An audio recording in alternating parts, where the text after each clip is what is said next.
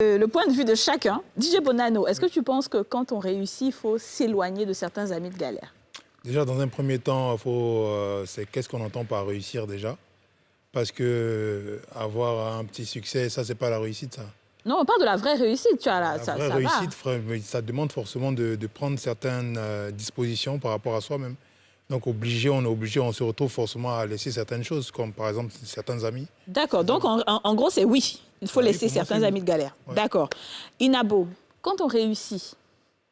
Bon, après, quand on réussit, c'est vrai qu'on est appelé à gérer d'autres choses, à vivre ailleurs. Je veux dire, pas forcément dans le quartier où on a galéré et tout.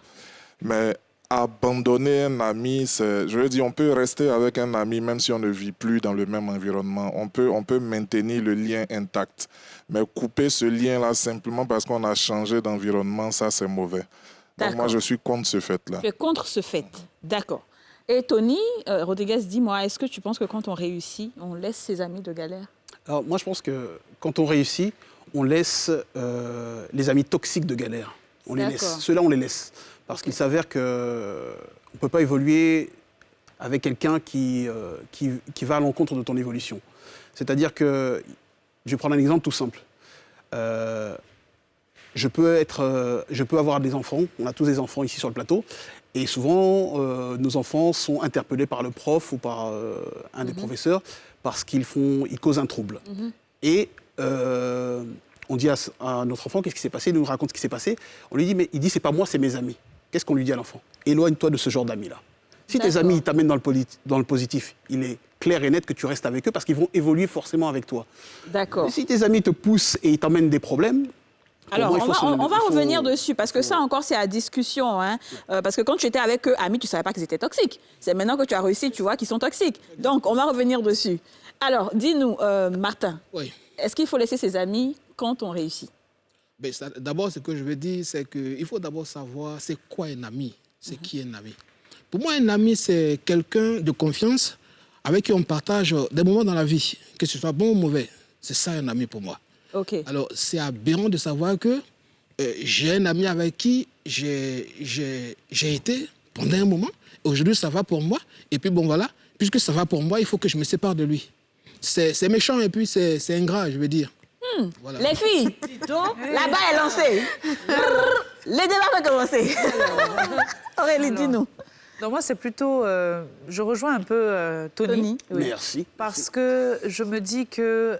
Il y a des amis que tu as, vous passez de très bons moments ensemble et tout. Et il y a certains avec qui, déjà toi-même, tu sais que dans ton fond intérieur, cette personne a fait quelque chose qui n'est pas bien. Donc tu peux lui parler, tu lui donnes des conseils en lui disant « Ah, écoute, ça, ce que tu fais là, mon ami, il faut changer ça. Toi-même, tu sais que ce n'est pas bon pour toi. » Mais vous restez quand même amis. Et à un moment donné, toi, tu peux décider de te concentrer sur ton activité et ça te demande beaucoup de temps. Parce que pour réussir, il faut travailler. Il n'y a pas de miracle. C'est ça. Donc, tu vas travailler jusqu'à tu vas te retrouver à un moment donné, comme on dit, au sommet.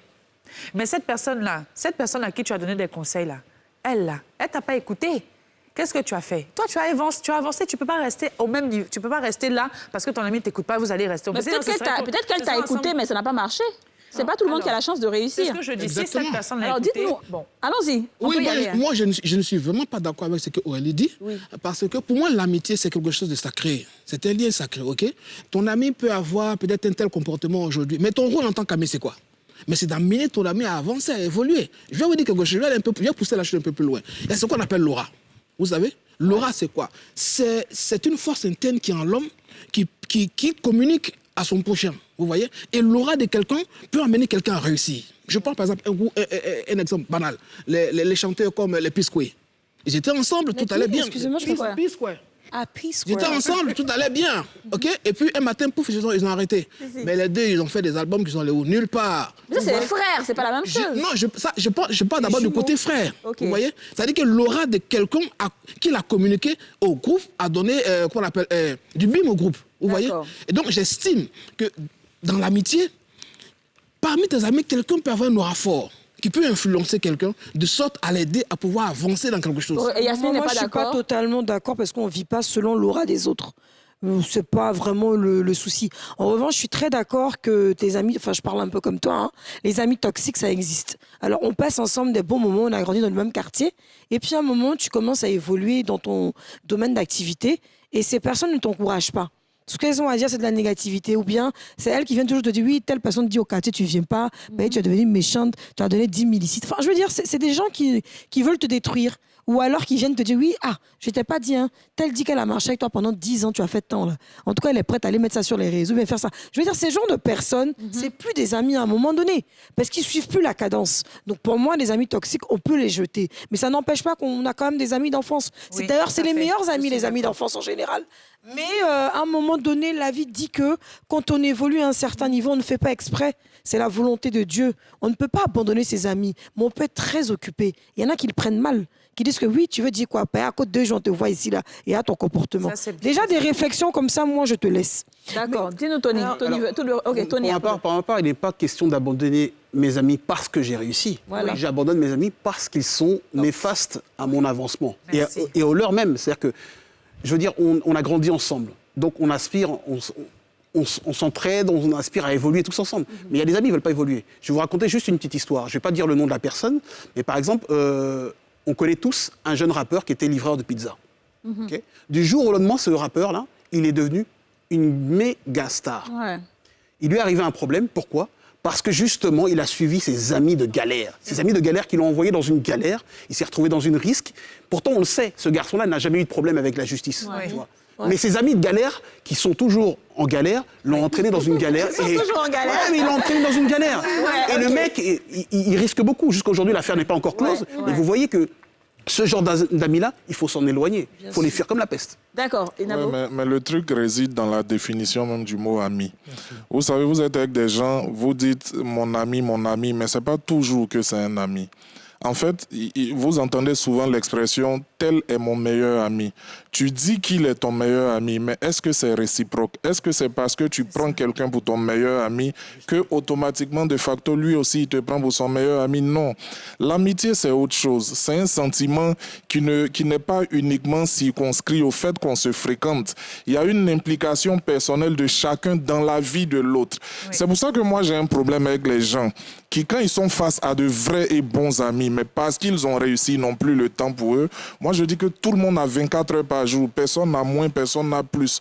Tout le monde a 24 heures par jour. On trouve toujours du temps pour ce qui est important. Si on estime à un certain moment que nos activités, ce qui nous rapporte l'argent, aujourd'hui a plus de valeur que l'investissement que cet ami a eu dans nos vies, dans notre vie, en ce moment-là, il y a problème. Il faut maintenir le lien avec les amis. Je ne parle pas des connaissances, je ne parle pas des camarades. Mais les amis, même s'ils n'ont pas réussi, même s'ils n'ont pas atteint le stade que nous avons atteint, quand c'est un ami, il ne faut pas couper le lien. Mais la question n'est pas de savoir si jamais tu l'abandonnes. C'est pour ça que j'ai bien spécifié. Il n'est pas question d'abandonner ton ami parce que tu as réussi. Parce que là, c'est quelque chose qui ne dépend pas de toi. C'est Dieu a fait, il t'a donné la chance que tu as réussi. Ça, c'est pas de son fait que ton ami... On peut avoir des amis qui n'ont pas réussi, qui n'ont pas le même niveau social que nous. Oui, mais sur ce plan-là, c'est juste parce que... pour parler de ce jeune rappeur, quand il continue de fréquenter cette bande d'amis entre griffes, ça, c'est pas des amis. C'est pour ça que moi, je parle... En fait, dans l'amitié, il y a un investissement de l'individu A vers l'individu B. Et toi qui bénéficies de ça, tu sais, quand vous n'étiez rien, malgré que vous n'aviez rien... Tu as dit le meilleur ami. Voilà, on a des amis et on a le meilleur ami. En règle générale, le meilleur ami, on ne le quitte pas. D'accord. On parle des amis en général. D'accord, on va poser un peu Après, ne Didier. prenons pas tout le monde pour des amis aussi. On va peut-être donner la définition plus tard. Didier, dis-nous, qu'est-ce que tu en penses? Alors moi, je partage un peu les deux avis parce qu'effectivement, quand on réussit, quand on est en train de réussir, on travaille énormément et on n'a plus spécialement beaucoup de temps à consacrer à des amitiés. Si par exemple les samedis en allant en boîte on peut plus, on a besoin de se concentrer sur ce qu'on fait. Et puis je pense aussi que la vie même en évoluant, on perd certaines personnes. Normalement, naturellement on perd certaines personnes, soit parce qu'on ne partage plus la même vision de la vie, soit parce que nos activités font que et lui et moi n'avons plus le temps de partager beaucoup de choses donc on se sépare. Mais réussir et renier ses amis, pour moi c'est un petit peu gros. C'est un petit peu gros. il y a certains amis, effectivement, quand tu réussis, par exemple, quand tu sors du quartier et que tu reviens, ils vont pas venir te voir en te disant « Est-ce que tu peux m'aider à faire tel projet, à monter tel business, par exemple ?» Ils vont toujours te dire « Ah, fais-moi un champagne, tu vas peut-être distribuer de l'argent, mais ça suffit pas. » Et tu vas te rendre compte que ces personnes-là vont t'envier et vont te porter l'œil, finalement. Donc oui, okay, en ce moment-là, oui, tu peux zapper. Bonano, je vais t'écouter et puis après, je vais vous poser une question. D'accord. Moi, je rebondis sur ce qu'il a dit tout à l'heure, M. Inabo. Je voulais dire M. Barthélémy. Ouais. Non, M. Barthélémy. Non, Barthélémy n'est pas encore arrivé ici. Le sens du mot amitié, l'amitié, qu'est-ce que c'est au fait? Parce que souvent, on a tendance, et il y a nuance souvent, on a tendance à mélanger un peu les choses. On se retrouve souvent dans des circonstances où on fréquente des personnes chaque jour, par exemple, au lieu de travail, on a des collègues avec lesquels on passe tout le temps. Du coup, ça devient nos amis. Et ceux-là ne sont pas vraiment nos amis. Voilà. Et dans l'autre cas de figure aussi, bon, on parlait tout à l'heure des amis d'enfance. On a grandi dans un quartier, c'est là que l'amitié s'est créée véritablement, en grandissant. Ok. On a grandi avec des personnes. Je vous explique une petite histoire vite fait. Il y a un jeune qui habitait à Djamé, dans son quartier et tout, un quartier très chaud et tout. Le jeune, avec qu'on appelle ça, l'aide de ses parents et tout, il rentre en Europe, il fait ses trucs et tout. Il est en Europe pendant près de, on va dire, 10 ans. Il revient au quartier, il y a des amis qui sont là, qui font des choses très pas bien et tout. Quand il revient, il cherche à voir tout le monde. Il est tout le temps avec ses amis, il sort le soir. Ses amis, c'était des braqueurs. Il sort un jour avec ses amis, et la police fait une descente et lui, on le bute. Wow. Vous voyez? C'est triste, mais qu'est-ce qu'on aurait dit? Qu'il n'aurait pas dû abandonner ses amis parce que c'est ses amis du quartier, il allait en Europe, il est revenu, il doit retrouver ses amis, passer du temps avec eux. Mais s'il n'était pas parti avec ses amis-là, il serait en vie aujourd'hui. Donc, quelque part, il faut savoir ce que c'est qu'un ami dans un premier temps et ce qui est mieux pour soi-même. Ce qui est mieux pour soi, d'accord. Je vais laisser Aurélie. Alors, moi, ce que je voulais dire, c'est que, comme vous avez dit, je pense que vous avez dit beaucoup de choses, mais l'essence même, comme tu as dit, de l'amitié, c'est quoi? Moi, je suis quelqu'un, on va dire que depuis petite, j'ai pratiquement gardé tous mes amis. Voilà. Mais c'est vrai que la vie fait qu'on ne se voit plus comme avant, ou comme on dit, on fait le show, on s'amuse et tout. Non, parce que je pense qu'à un moment donné, chacun a ses objectifs, chacun veut atteindre un but. Donc, on fait tout pour y travailler. Après, il y a des amis qui sont toxiques. À un moment donné, tu te rends compte de ces personnes-là et tu es obligé même de t'en éloigner parce que ça devient négatif pour toi. J'ai des amis qui, par exemple, j'ai eu, par exemple, une expérience dans ma vie où j'ai un ami qui avait des difficultés chez lui à la maison, etc. Et qui souvent, à l'école, comme il ne pouvait pas, par exemple, même se laver, il venait à la maison, il se lavait à la maison, on partait faire les cours ensemble, on revenait, il mangeait à la maison avant de repartir chez lui. Mais cette même personne-là que j'ai, entre guillemets, aidée, c'est cette même personne-là qui m'envoyait des messages anonymes pour m'insulter les soirs en me disant « Ouais, toi, tu vas à l'école, tu as ci, tu fais comme ci, tu fais comme ça, tu es comme ci, tu es comme ça. » Et à un moment donné, un jour, cette personne-là a fait l'erreur de se tromper d'10 000. Et j'ai su que c'était cette personne-là. Mais comment vous voulez qu'à un moment donné aussi, vous continuez de faire confiance à des personnes si vers la fin, c'est qu'il y a des gens qui vous trahissent. Des gens qui vous trahissent. Je pense que la toxicité d'un ami ne se voit pas quand on réussit. Exactement. On va en parler. Oui, Déjà, on va en parler tout à l'heure. Il reste Yasmine et on va... Alors, comme on est dans les exemples, je vais donner moi aussi mon exemple.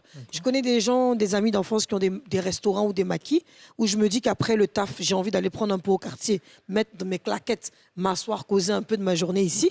Et dès que je finis de boire, parce que moi, je ne bois pas de l'alcool, on me fait une facture, par exemple, de 30 000 francs. Et je pose la question de savoir pourquoi c'est 30 000. On dit non, les vieux pecs étaient assis, ils ont pris. Vieille mec est venu, si elle a pris, l'autre a pris tant. Ce sont tes amis. Une fois, tu payes, 2 fois, tu payes, 3 fois. Mais la 4e fois, tu te sens un peu blessé dans ton amour propre. Même. Tu te dis, mais on m'utilise, donc on ne m'aime pas finalement. Finalement, quand je viens ici, les gens ne sont pas forcément contents de me voir, mais ils sont avec moi pour ça. Et ça fait mal. En revanche, il y a un ami qui te dit, ah, la vieille mère, moi j'ai envie de vendre pain saucisson, tu peux m'aider à avoir le petit truc. Lui, je le considère plus, parce que je me dis qu'il a envie d'évoluer. Mais ce qu'il faut savoir, c'est quand on est gonflé, enfin gonflé entre griffes, ça dépend de comment on le prend. Mais quand tu es simple, que tu restes naturel avec tes amis et qu'ils te mettent quand même le couteau dans le dos parce qu'ils estiment que socialement tu as évolué, mais il faut t'en éloigner. D'accord, on va